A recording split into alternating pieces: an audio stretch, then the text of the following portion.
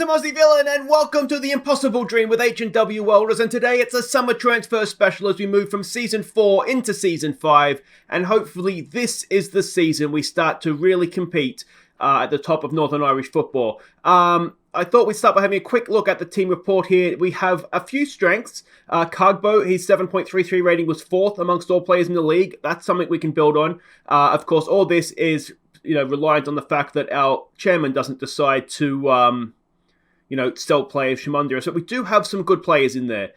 We do have McQuaid back on loan for this upcoming season, so that's a positive. If we look at the negatives, I mean, there's a lot of them. Passing is often disappointing and inconsistent. That I can vouch for. I mean, there's obviously going to be a lot of room for us to improve across the park, but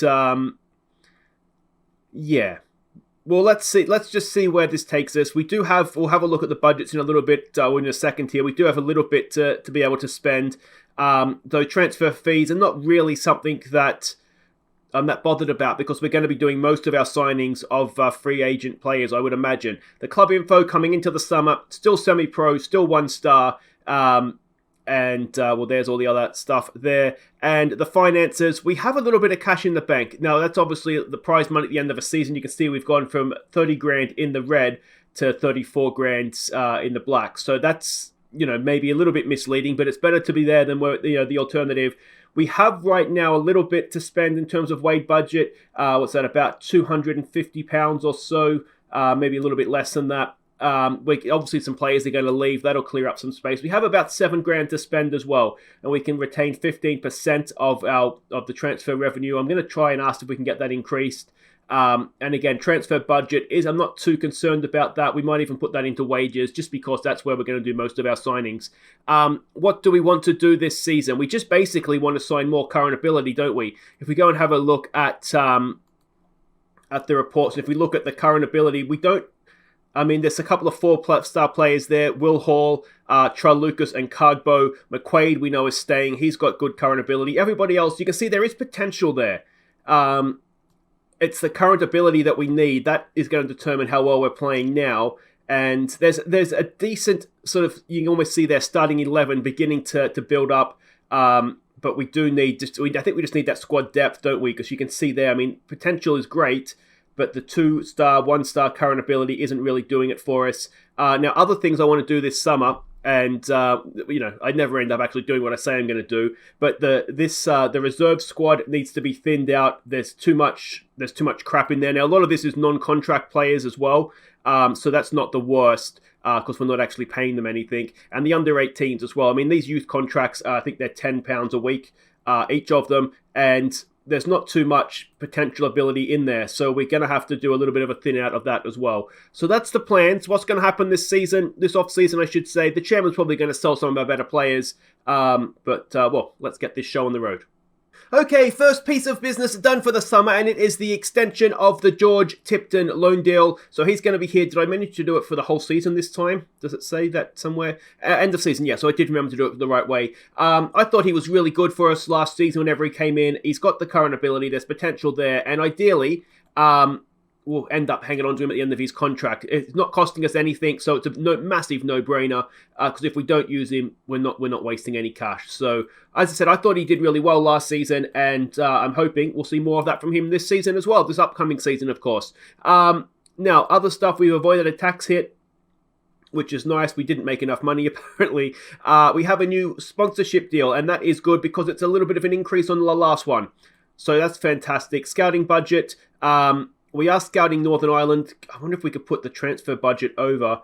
No, because UK's, that's sort of big boy stuff we can't afford, isn't it? So that's not going to happen.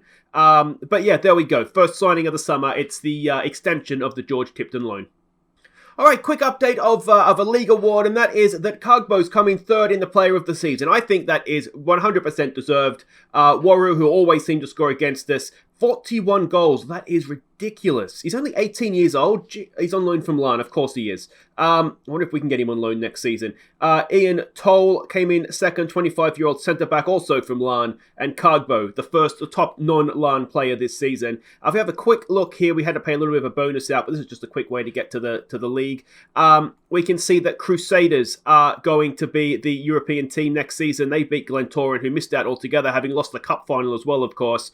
And Institute, it looks as though they have managed to stay in the division, which seems to be the way that tends to go. Oh, they won that in extra time against Portadown. So that's going to be the league next season. The team coming up that's a good question. Who is that? We can just click down, can't we? And we will see that the team coming up is Ballymena. Oh, really? I hate saying that name. Why did they have to come up? Anyway, that's who's coming back up. Yeah, anyway, that's annoying. Really, really annoying. Okay, a quick update. We are at June 1st, which is contract ending day in Northern Ireland, and we have released quite a few players, as you can see. Some of them I just manually released from non-contracts. Others, obviously, their contract expired. A few players that featured briefly for us. Sam Harper in Season 1 as a right winger. He just never really kicked on at all. Kian Story, we saw him last season at left back. His contract was up, so he has left. Other players, who else featured for us here? Robbie Gallagher was a highly rated left back when he first came through. Never, ever developed whatsoever, so he has left. And Josh Doyle as well. He was somewhat part of the first team. Good jumping reach, but just never developed as we would have hoped. So those players have left. We'll have a look and see if there's, obviously with players released now, who we can sign off of free agency in that front.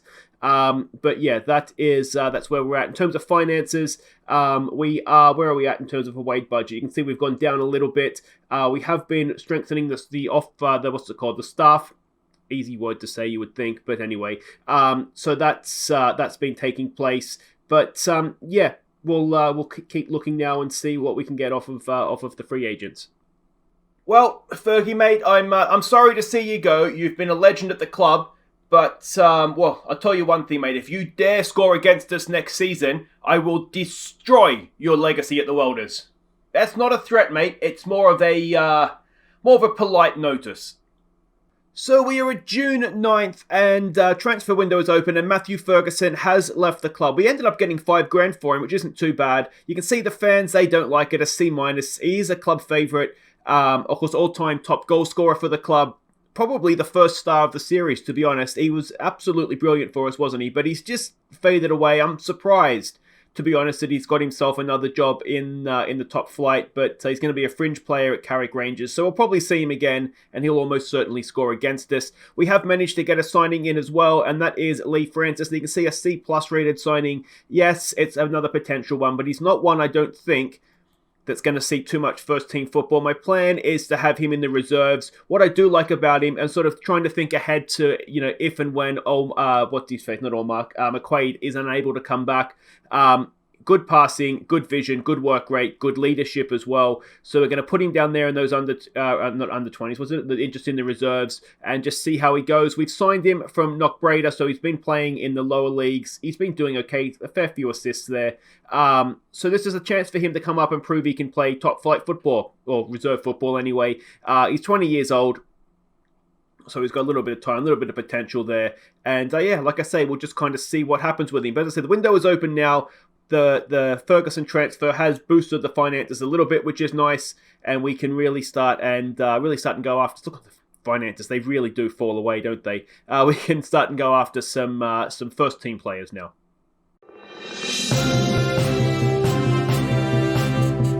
Okay, we have a second new signing of the summer. Second or third, I've lost count already. It's Dylan Sinnerton.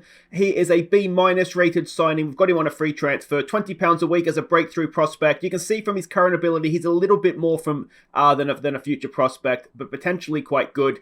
I know what you're going to say. I've signed potential again, but I don't think I have exactly. We've already got Dylan Davidson to play as a left winger. So this guy can kind of come in and be backup for him, and also hopefully develop into someone that it becomes much better than him. I am going to want you in the senior team though, mate. Yeah, so he's come in to basically be backup to Davidson and also a future prospect for us. We got him, where did he was released by Glentoran. He was out on loan last season, didn't play much in the championship, but when he did play, he played quite well. Yeah, so he's going to come in. We will see him in the first team. But like I say, he will be second choice behind Dylan Davidson when he does play. But he's an upgrade on Stephen Hughes. And this is Stephen Hughes, who was currently acting as backup. He was just good physically, but there's not much else there. I'm thinking we might send him to the reserves, maybe out on loan, but I'm wondering if there's actually going to be a player there for us or not. So maybe we even look to sell him. We'll see what happens. Okay, we have another signing. It's another loan signing. I really need to check the loan rules, actually, to see how many loan players we can have. But it is another loan signing. Another one from, I think, what was it, Lan? It is Lan. It's Chembi Kawai. We have a proper look at him in a second, but we're not paying anything for him, which is brilliant. It's only until December. That's because his contract expires with them at that point. He does have an optional trigger, a clause to trigger for another year. But this is basically, well, he's in as backup for, he's left-footed. I did not see that. So he's in as, I got him in as backup for Goen, but as luck would have it, he could probably play on either side. I really need to look at players a bit more closely, don't I? I just saw he was right-winged. But anyway, he's not the quickest, but he is, I think, well, he's going to be a very, very useful backup. Now, we came up against him last year. He was at Ards, Dundela, so maybe we've played him in the championship. We've definitely played against him before. They had to pay a loan fee. We've got him for nothing, which is absolutely brilliant. And like I say, he hasn't played for Lan, so there is a chance that we could maybe snag him permanently. But we'll have to wait and see on that front. But he's going to be, looking at this now, the perfect man for the bench because he could play either side. So really, even more happy now with the signing than I was previously. So that's him in on loan, which is good. Bit of extra depth, bit of current ability as well, which is important. So we'll keep looking to strengthen and see where it takes us. Okay, we have another new signing. It is another loan signing, and I signed this guy completely blind, I'll be honest. It came up in one of the the recruitment meetings. He was available for loan, so I went and loaned him. Didn't cost us anything, and we may have actually got ourselves a decent player. You can see the fans like him. Ross Smith from Kilmarnock, B- as I said by the fans. Let's have a quick look at him, and very, very decent physically. Can pass a ball. Not really the vision. But, I mean, it says he's a Mazzella. He can't really cross. But anyway, I think he's going to be very, very useful for us. He's 20 years old. He's played a couple of times in the Scottish Premier League, so that's not too bad. We'll see what happens with him. But, as I said, signed him completely blind. And, well, I mean, you could argue I sign a lot of players when I do see them and they're not that great. So we'll see how he gets on. But, yeah, not costing us anything. Absolutely brilliant. I did check. According to the rules, there is no limit on loan players, so we'll keep trying to loan in as many as we can. If we're getting them for free, that is absolutely perfect. We do have the new fixture list as well. A decent start. Glenavon, a chance for redemption against Glentoran for the Cup last year. Dungannon, Swifts, Crusaders and Larne. So it's a bit of a mixed bag there, but, you know, hopefully we'll get off to a decent start. Thompson Summers, I'm assuming, doesn't like the fact that Smith has come in. I don't know why McCreary's talking to players. He's a backup player at best. And surprisingly enough, he can't resolve that issue. Thompson Summers. Well, his contract's up into this year anyway, I think. So, well, there we go. Just being in the room with him has done enough to convince him that I'm right. So that's that. We'll keep looking. I mean, if we can keep getting loanees for free, that's literally money in the bank, isn't it? Okay, we have another new signing. Yes, it's more potential, but again, not necessarily someone that's going to expect it to come in and be in the first team this season. Daniel Hughes, he has signed from Longal on a free transfer. We snapped him up. He was just on a non-contract there. Potentially, again, very, very good. £20 a week, so we're not paying through the teeth for him. And 21 is maybe a little bit older than ideally we'd like, but he's got good vision, he can pass, he's got a good first touch. He's not too bad physically, good natural fitness and stamina, which is fine, good decision making. I'm hopeful that he'll develop into someone who can be a reliable first team player for us, but again, if not, we'll put him down in the reserves, give him a chance to develop there, and just kind of see what happens with him. But that's the next signing that has come in for us. There's not too much else to catch you up on right now. We're still looking to we'll just strengthen generally, get as much current ability in as possible. Still, though, with that eye towards the future. Well, I think this is going quite well, if I'm honest. If I can just find that one special player to really, really kick us on to the next level. Hello, Mr. Chairman. No. Please don't say anything. Please don't. A transfer embargo on you or me? On both of us. Wait. Does this mean?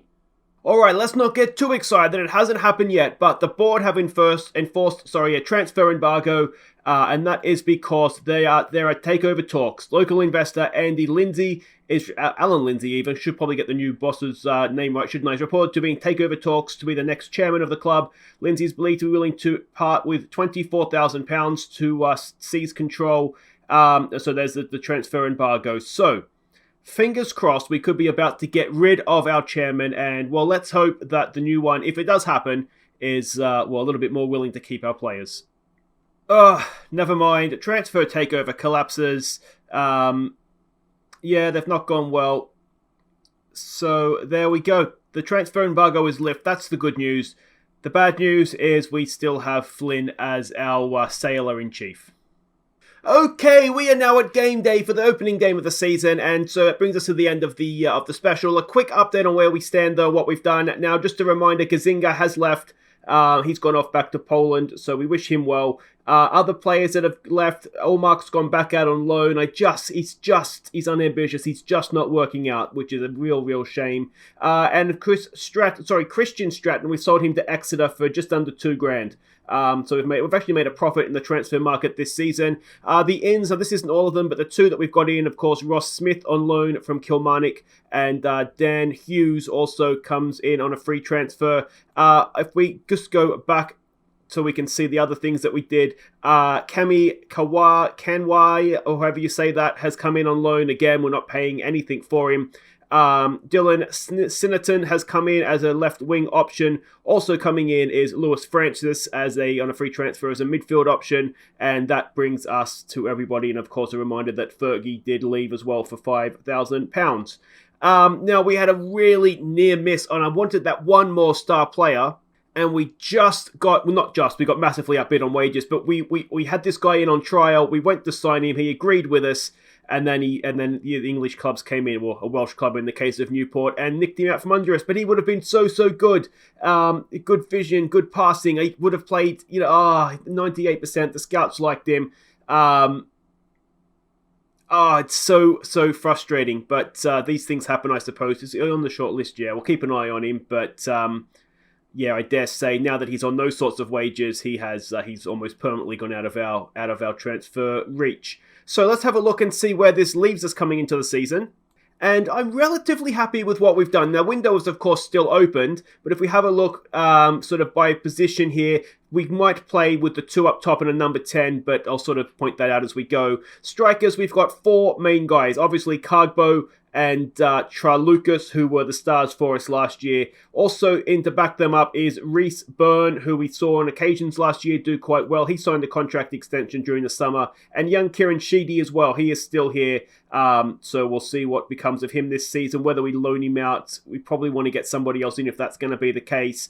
If we look over on the right-hand side here, we have three good options. Goen as the main man. To back him up, we have Kanwai. Of course, he's left-footed, but more than capable of playing on that side. And of course, the young option is Aaron McNally. He was out on loan last season, or second half of last season. He signed a new contract extension as well, and we'll look to give him game time where we can in the lesser cups. Over on the left, Dylan Davidson. He is the new club captain as well.